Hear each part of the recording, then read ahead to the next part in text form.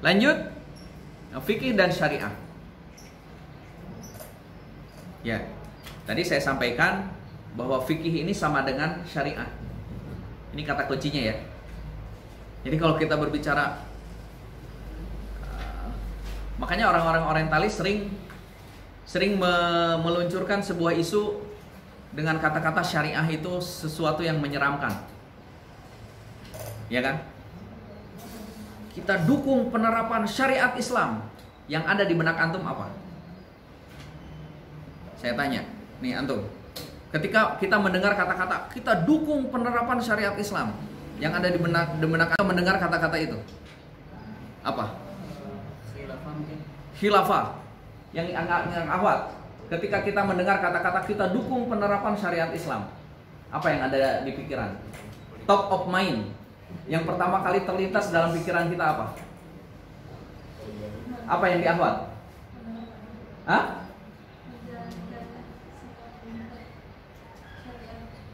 Iya, enggak, yang terlintasnya apa? Hukum, kisos. Nah itu, betul. Jadi itulah yang memang dibuat oleh orang-orang orientalis, orang-orang sekuler, orang-orang Islamophobia yang mengatakan ketika kita berbicara syariat Islam berarti yang kebayang hukum potong tangan, yang berzina dicambuk, terus apalagi? Yang serem-serem semua, rajam, kisos, itu mah yang serem-serem aja. Dan itu memang kita dicuci otak kita seakan-akan ketika kita mengatakan syariat Islam yang kebayang itu tadi yang serem-serem. Padahal kita sekarang berpakaian rapi, menutup aurat, syariat Islam. Betul nggak? Betul. Kita misalkan sholat berjamaah, itu syariat Islam bukan? Syariat Islam. Kita belajar, syariat Islam. Suami yang mencari nafkah, syariat Islam. Ketika kita mau tidur, baca doa terlebih dahulu, syariat Islam. Jadi seluruhnya itu sebenarnya kita berbicara syariat Islam. Tapi di satu sisi syariah ini dipakai untuk jualan mereka. Misalkan hotel syariah. Ya kan? Wisata syariah. Naon deui ayeuna? Jadi tidak konsisten bank syariah. Jadi tidak konsisten sebenarnya. Di satu sisi ketika menggunakan kata-kata syariah seakan-akan sesuatu yang serem, tetapi di satu sisi karena ada kepentingan tadi duniawi, digunakanlah embel-embel syariah tersebut. Bis syariah, misalkan motor syariah, villa syariah gitu ya. Nggak tahu syariahnya di mana gitu kan? Tapi itu ya sebagai apa? Sebagai promosi jualan mereka gitu ya. Kayak gitu. Nah, jadi saya ingin menyampaikan di poin ini adalah bahwa syariah itu sama dengan fikih. Berarti kalau kita sepakat bahwa syariah itu adalah sama dengan fikih, bahwa semua kehidupan kita itu adalah berbasis syariah. Semua kehidupan kita seluruhnya berbasis fikih. Dari mulai tidur sampai bangun tidur sampai tidur kembali itu ada fikihnya atau ada syariahnya. Gitu. Maka kita berbicara tadi bahwa fikih ini adalah ilmu praktis, aplikatif. Gitu ya, seperti fikih ibadah. Ya. Tidak muncul sebuah produk hukum kecuali bersumber dari tadi wahyu, Al-Quran, As-Sunnah, ijtihad. Ya. Ya. Nah ini ketika kita berbicara syariah. Baik, lanjut ya. Nah, nanti ada pembagiannya. Jadi ada syariah yang tadi hubungannya dengan ibadah, ada syariah yang hubungannya dengan urusan dunia, seperti peradilan, politik, ya, musyawarah dan lain sebagainya. Ya ini semuanya juga masuk syariah semuanya. Jadi tidak hanya sekedar urusan pribadi, sekedar urusan akhirat, tidak. Jadi kita juga berharap kan fi dunya hasanah wa fil akhirati hasanah. Itu urusan dunia ataupun urusan akhirat sama. Ya. Nah ini. Ini saya kira misalkan ini ya ini nggak usah lah ya terjadi perang badarnya nanti, tinggal ini aja. Intinya saya ingin menggarisbawahi bahwa ketika fikih sama dengan syariah menunjukkan bahwa seluruh aktivitas kita karena kita sebagai seorang muslim ada dalam bingkai yang namanya ilmu syariah.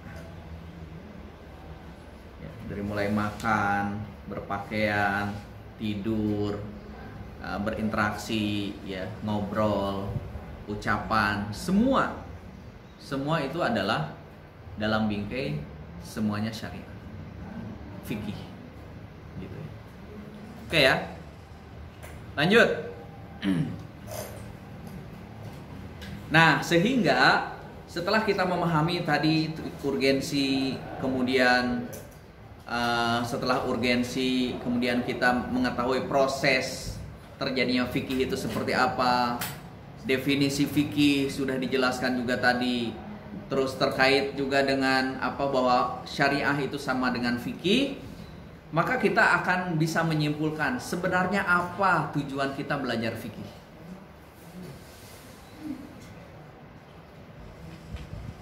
Ya kan?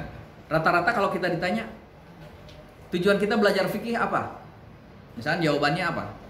Oh, saya supaya mengetahui tata cara ibadah. Rata-rata ke situ. Jawaban kita ketika ditanya apa tujuan Anda belajar fikih?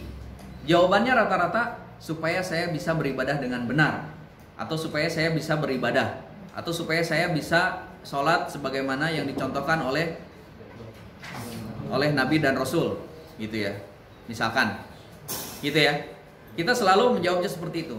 Padahal kalau kita lihat secara lebih dalam, tujuan belajar fikih ini bisa kita lihat dalam slide yang ini. Yang pertama, melaksanakan tatbik produk hukum, baik perkataan atau perbuatan. Fikih berbicara. Ada kan fikih berbicara? Bagaimana kita berbicara dengan berbicara yang baik.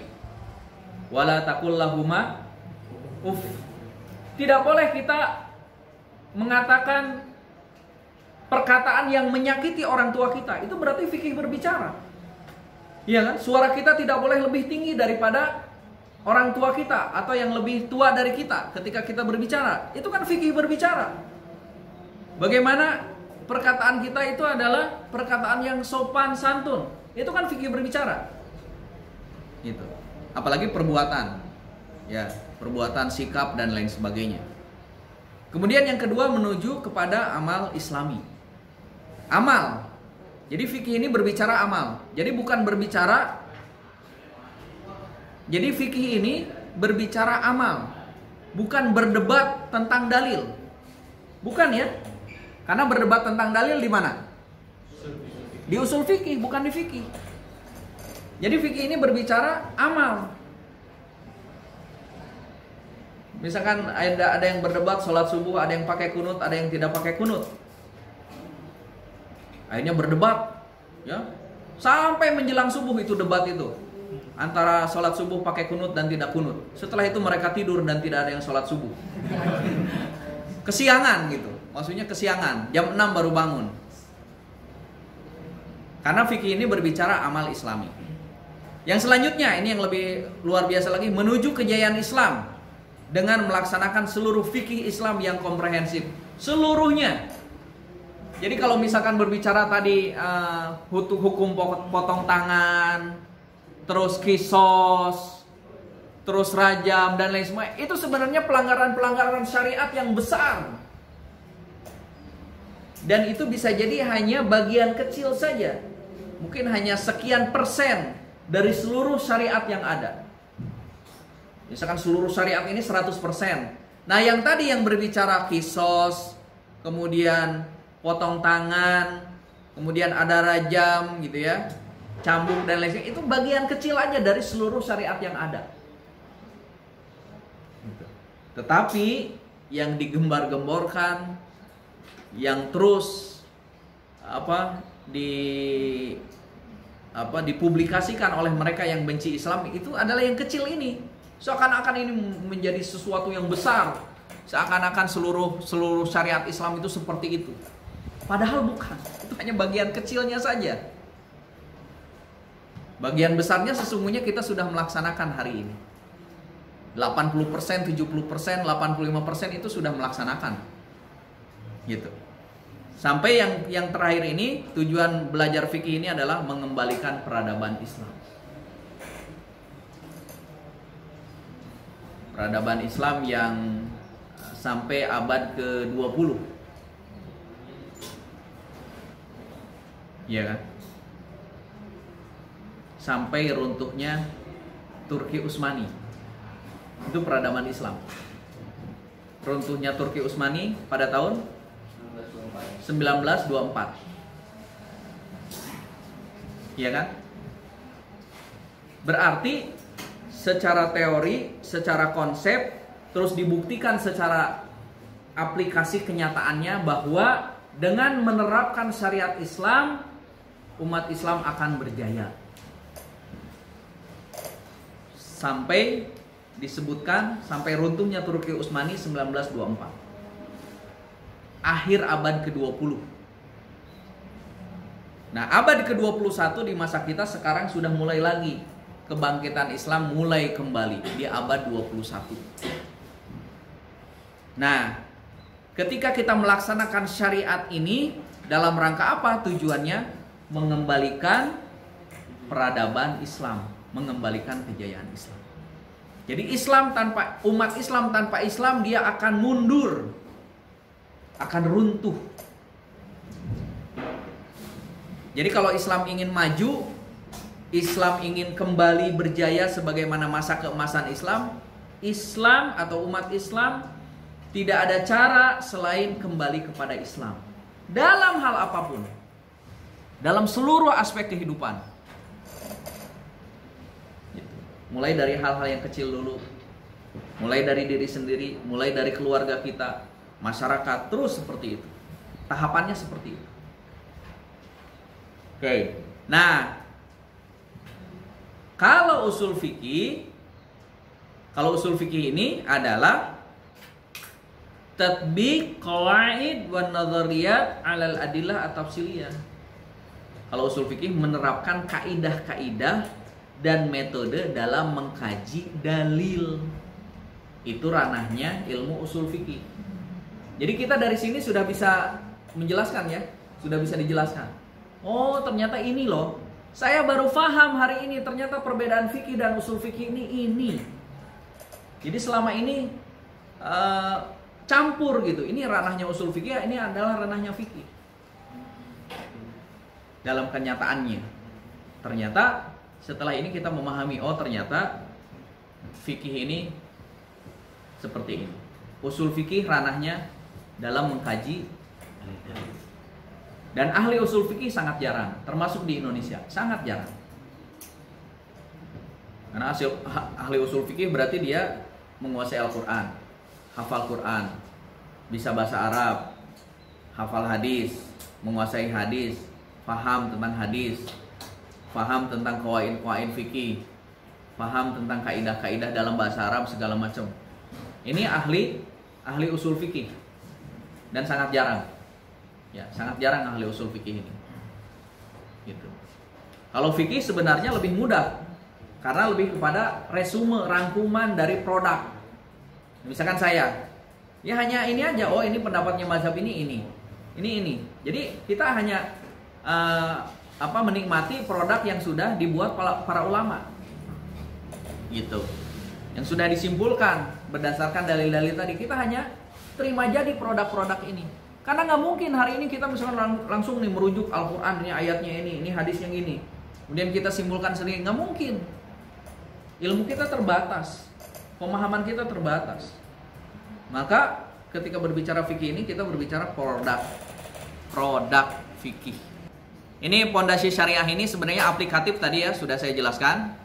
Ya, aplikatif maksudnya itu bahwa tidak mungkin syariat ini hanya bisa dilakukan oleh Rasulullah. Enggak. Jadi syariat yang ada dalam Islam itu bisa dilakukan oleh semua kalangan dalam situasi kondisi apapun.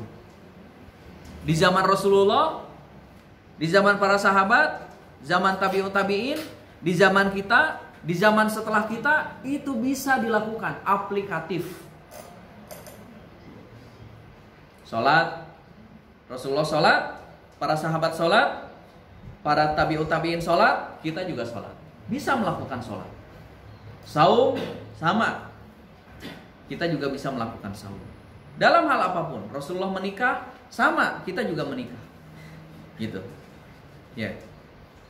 Makanya ini dalam bahasanya itu la yukallifullah nafsan illa wus'aha. Yuridullahu bikumul yusra wala yuridu bikumul usra. Ini semuanya menunjukkan bahwa agama ini mudah, aplikatif, bisa dilakukan oleh siapapun. Tidak melihat apakah ini orang kaya, apakah ini orang miskin, enggak. Semuanya. Ini dalil-dalil ini menunjukkan Al-Baqarah 287, Al-Baqarah 185, Al-Hajj 78. Ini semuanya menunjukkan bahwa agama ini mudah, aplikatif dan mudah. Wa ma ja'ala 'alaikum fid din min haraj. Atau misalkan hadis Bukhari, inna hadzal din yusrun. Agama ini mudah dan tidak memperkenankan atau menyusahkan. Yang diriwayatkan oleh Muslim, ahibuddin ilallah al-hanifiyah as-samhah. Jadi mudah. Jadi kalau berbicara tasamu, kemudahan, toleransi, sebenarnya umat Islam itu nggak usah diajarin lagi kaitan-kaitannya itu. Dari dulu umat Islam itu sudah mengajarkan itu dan sudah mempraktekannya, bukan hanya sekedar teori. Oke. Nah, yang kedua ada istilah sawabit dan mutaghayyirat. Ya. Kalau kaitannya akidah, ibadah itu sawabit. Sholat dari dulu sampai sekarang, sholat wajib ya 5. Subuh, zuhur, asar, maghrib, isya. Sampai kapanpun, gak akan berubah itu. Jadi kalau misalkan hari ini ada yang berbicara sholat wajib itu cukup 3 saja, sudah jelas itu. Sudah jelas berarti aliran sesat gitu ya. Gitu. Itu sawabit. Hukum menutup aurat bagi perempuan itu sawabit. Dari dulu sampai sekarang sampai nanti tetap. Jadi kalau misalkan ada yang mengatakan, walaupun seorang profesor doktor sekarang ada yang mengatakan bahwa yang namanya nutup aurat atau berjilbab itu adalah budaya negara tertentu saja, itu berarti sudah keliru. Karena Al-Quran itu sudah jelas bagi perempuan itu adalah wajib menutup aurat. Itu sawabit. Akidah, ibadah, sawabit. Tapi ada juga yang mutaghayyirat. Nah, ini mutaghayyirat ini adalah sifatnya sesuai dengan perkembangan zaman. Contoh, dalam bab muamalah. Dulu di zaman Rasul, uang itu emas dan perak. Iya kan? Kalau sekarang macam-macam. Sekarang mah ada di OVO, ada di Odo, ada aplikasi-aplikasi apa yang angka-angka aja itu. Iya kan? Nah, itu mutaghayyirat tuh. Tapi berupa uang, alat tukar. Gitu ya. Jadi di zaman Rasul itu uang untuk transaksi itu adalah ada dinar, ada dirham. Gitu ya. Walaupun sekarang ada dinar dirham juga sekarang. Di Indonesia ingin mengembalikan dinar dirham gitu. Ya itu sah-sah saja, tetapi pada kenyataannya dalam fikih muamalah berkembang. Gitu. Dulu ada istilah transaksi itu harus yadan biyadin. Gitu kan? Transaksi itu harus offline kalau dulu. Sekarang transaksi mayoritas sudah online. Ya. Akadnya seperti apa? Kita ketika apalagi praktisi jualan online ya, barang yang kita jajakan kan foto. Ya kan, nggak bisa dipegang kan foto itu kan, apalagi baju. Ya, baju itu bahannya kayak gimana sih?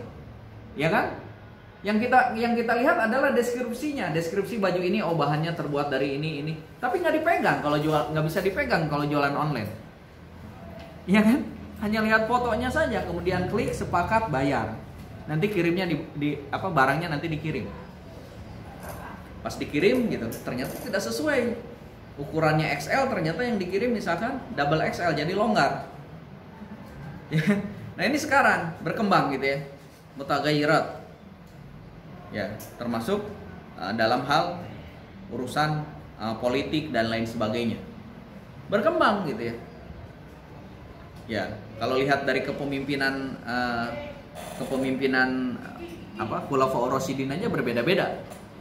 Zaman Abu Bakar itu langsung ditunjuk. Ketika Rasulullah wafat itu langsung ditunjuk oleh Abu Bakar penggantinya.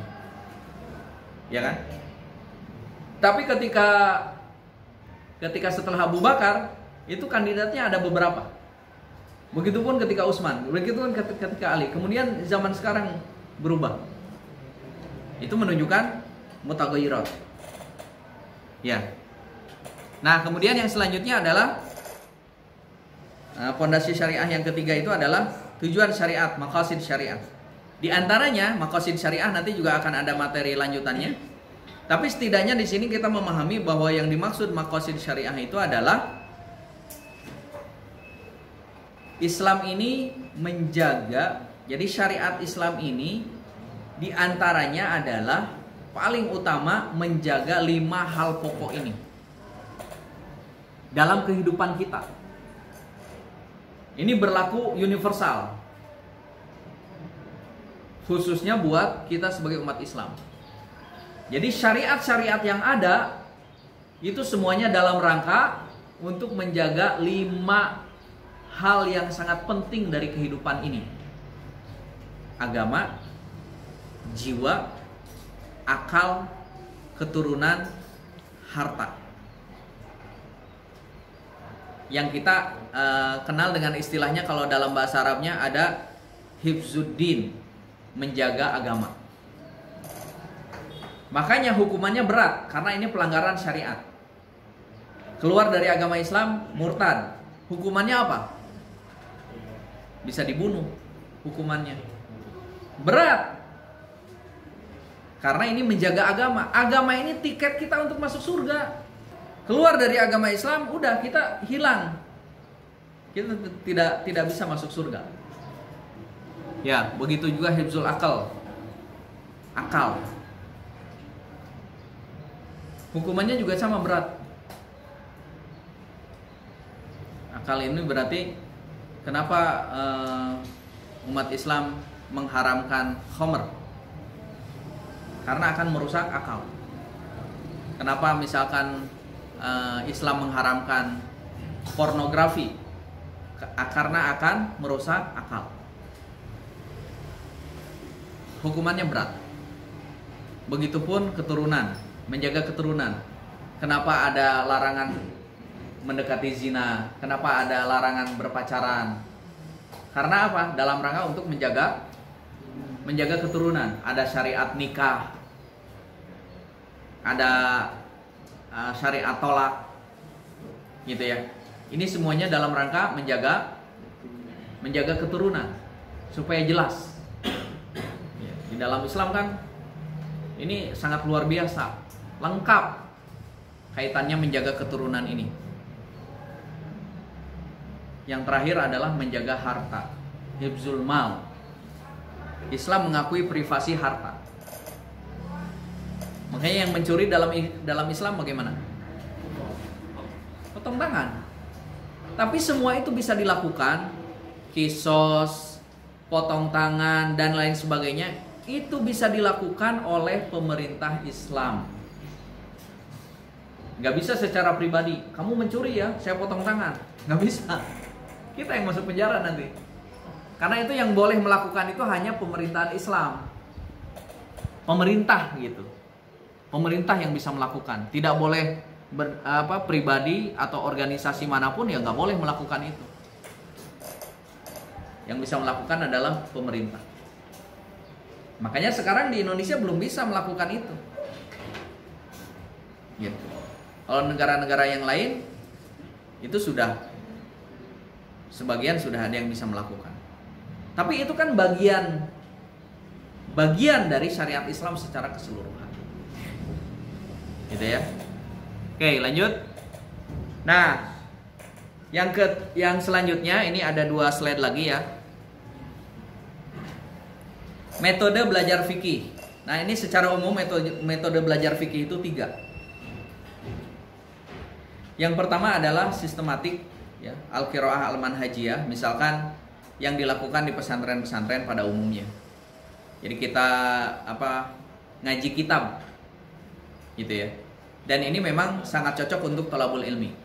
Sangat cocok.